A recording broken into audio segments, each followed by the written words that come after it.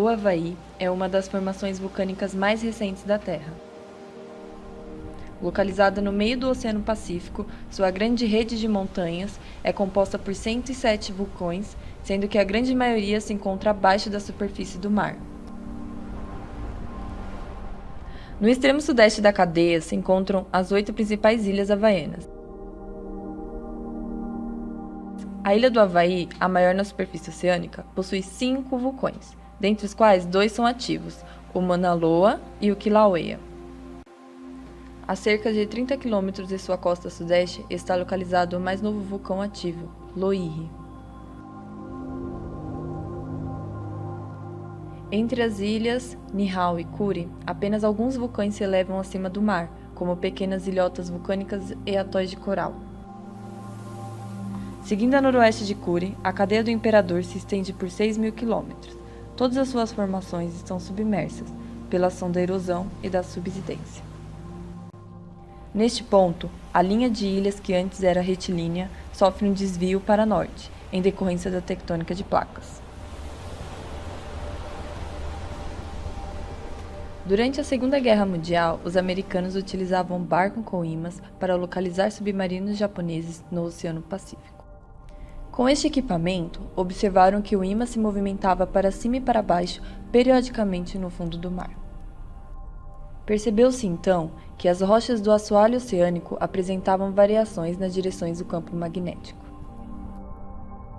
Com o aperfeiçoamento da datação de rocha, observaram que quanto mais perto das dorsais meso-oceânicas, as rochas eram muito mais jovens que em relação às rochas próximas dos continentes. Através dessas pesquisas, o geólogo canadense John Wilson elaborou sua teoria de tectônica de placas. Observou-se a existência de 12 placas principais, que se deslocam e se chocam, formando os limites convergentes e divergentes. A grande maioria da atividade vulcânica se encontrava nessas regiões, porém havia exceções. No caso havaiano, as ilhas estavam no meio da placa tectônica do Pacífico e apresentavam vulcões ativos. Como então encaixar o caso havaiano na teoria de Wilson? John Wilson foi o pioneiro a propor explicações para o caso havaiano. Em sua teoria, ele afirma que estas ilhas do Pacífico eram formadas pelo movimento da placa sobre fontes de lava na astenosfera. A curva da cadeia do Imperador representa um desvio no movimento do assoalho oceânico, que para Wilson foi fundamental para propor a ideia dos pontos quentes. De acordo com ele, há plumas térmicas com material magmático que sobe do manto e formam ilhas vulcânicas. O deslocamento da placa tectônica sobre essa pluma mantélica fixa arrastava a formação rochosa para longe de sua fonte de calor. Quando o vulcão era extinto, outro começava a se desenvolver sobre o hotspot, e assim o ciclo se repetia, até que era deixado para trás uma longa trilha de montanhas vulcânicas.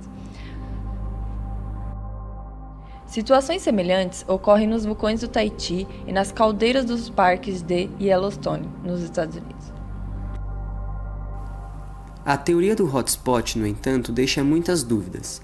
Para torná-la mais próxima de ser verdadeira no caso do Havaí, é importante levar em conta a idade das rochas, o grau de erosão, evolução geológica e um processo chamado de subsidência.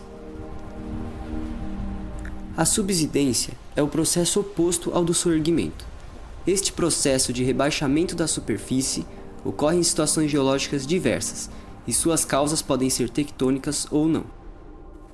A profundidade do assoalho oceânico e dos vulcões que se apoiam nele, em muitos dos casos vistos na Terra, aumenta conforme se afasta da zona de divergência de placas, uma vez que a litosfera resfria e se acomoda por estar se distanciando da fonte de calor. Nas ilhas havaianas, o hotspot funciona mais ou menos como um vale em rift das zonas de divergência, sendo assim uma fonte de calor que renova os processos térmicos da litosfera. Por essa razão, a profundidade sob a cadeia de ilhas havaianas, que era para ser de 5 a 5,9 km, é na verdade de 4,5 km. Conforme se afasta do hotspot, resfria-se e acomoda-se, chegando à profundidade de 5,3 km e submergindo as ilhas. É o que os geólogos suspeitam ter acontecido na ilha de Maui e seu maior vulcão, Haleakala.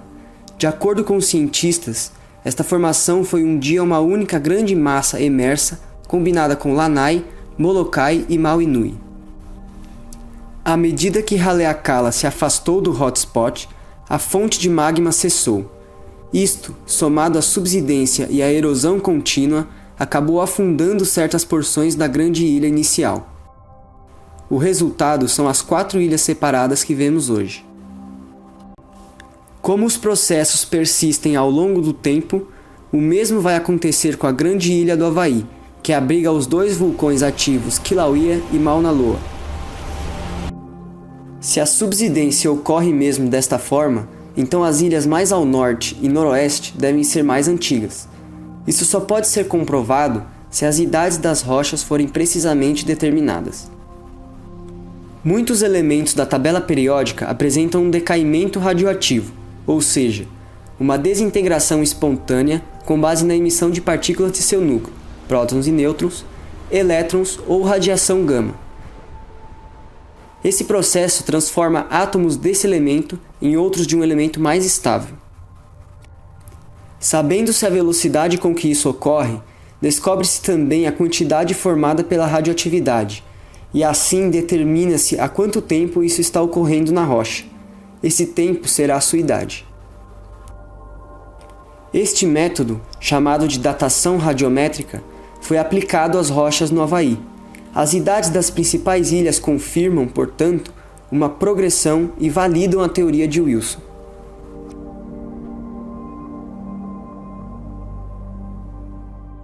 Como citado anteriormente, segundo ele, as ilhas se formam quando a crosta oceânica se move sobre uma fonte de calor no interior da Terra, um hotspot, que persiste nessa região há milhões de anos. A atividade do hotspot promoveu o surgimento de vulcões que depois dariam origem às ilhas como as que vemos hoje e as que também estão submersas. No momento, esse hotspot estacionário se encontra sob a grande ilha do Havaí, onde inicialmente existia apenas um vulcão, o Kohala, e com o passar do tempo surgiram os demais vulcões, que são o Kilauea, o Mauna Loa, o Mauna Kea e o Hualalai. Durante cerca de 1 milhão de anos, a lava desses 5 vulcões lentamente construiu a ilha do Havaí até como a vemos hoje, assim como os produtos eruptivos dos outros vulcões, agora extintos, também esculpiram e cobriram as outras ilhas. A respeito dessa lava, podemos dizer que é uma lava vulcânica associada a erupções por derrames de lava, de cor escura e é basáltica, ou seja, tem baixo conteúdo em sílica e pode ser de 3 tipos. O primeiro é a lava do tipo Pahoehoe, que é aquela que possui uma feição retorcida semelhante a cordas, por causa do magma básico que flui abaixo de uma película semi-consolidada na parte superior. O segundo tipo de lava encontrada é a lava AA, que possui aquele aspecto em blocos irregulares, com uma crosta áspera, rachada e que tem um fluxo mais lento que a anterior, porque os gases dissolvidos no magma, quando eles escapam, fazem com que a viscosidade do material superficial aumente e forme uma crosta espessa de, em média, 3 metros. Finalmente, o terceiro tipo de lava são as pillows, ou lavas almofadadas, que se encontram normalmente quando a erupção é submarina. E além disso, algumas pesquisas feitas com amostras de lavas dos vulcões do Havaí revelaram que aqueles gases são formados majoritariamente por vapor da água, que corresponde de 70% a 90% do volume do gás, por nitrogênio, enxofre e gás carbônico. Conforme os vulcões crescem e evoluem, seu desenvolvimento é dividido em 4 estágios principais. Não se sabe muito sobre o primeiro estágio, também chamado de estágio pré-escudo. O que se sabe está sendo investigado a partir da atividade submarina vulcânica que ocorre no vulcão Loihi. Nessa etapa, formam-se produtos eruptivos mais jovens, constituídos basicamente por basalto alcalino. Por outro lado, o segundo estágio pode ser chamado de estágio escudo e corresponde a mais de 95% do volume total do vulcão, enquanto que o primeiro correspondia apenas a menos de 1% desse volume. Ele dura cerca de 1 milhão de anos ou menos, quando ocorrem várias erupções volumosas de basalto toleítico, que nada mais é que um basalto mais rico em sílica, e também erupções em zonas de rift, fissuras que se estendem pelos flancos dos vulcões, causando o chamado vulcanismo de rift. A maioria dos fluxos de lava desse estágio são longos, finos, têm uma cor mais escura e onde são encontrados fenocristais de olivina e plagioclásio. O estágio seguinte nós chamamos de estágio pós-escudo. Nele pode haver inicialmente a formação de uma caldeira que em seguida poderá ser preenchida tanto por basalto toleítico quanto por um basalto mais alcalino, dependendo do caso. Ele agora é considerado um estágio de blindagem, porque uma tampa relativamente fina de basalto alcalino e de lava diferenciada cobre o escudo principal. Nele, os fluxos de lava passam a ser mais curtos, espessos e claros, onde podemos encontrar, além de fenocristais de olivina e plagioclásio, fenocristais de piroxênio. Por fim, mais tarde, depois de um período relativamente longo de repouso e erosão, uma pequena quantidade de magma pobre em sílica, constituído de basalto alcalino e outros minerais, entra em erupção em aberturas isoladas, gerando o último estágio chamado de estágio de rejuvenescimento, em que predominam os depósitos piroclásticos. Como sabemos, hoje o vulcão Kilauea, localizado na grande ilha do Havaí, existe há menos de 4 milhões de anos e é considerado o mais ativo do mundo, já que está ativo há 34 anos.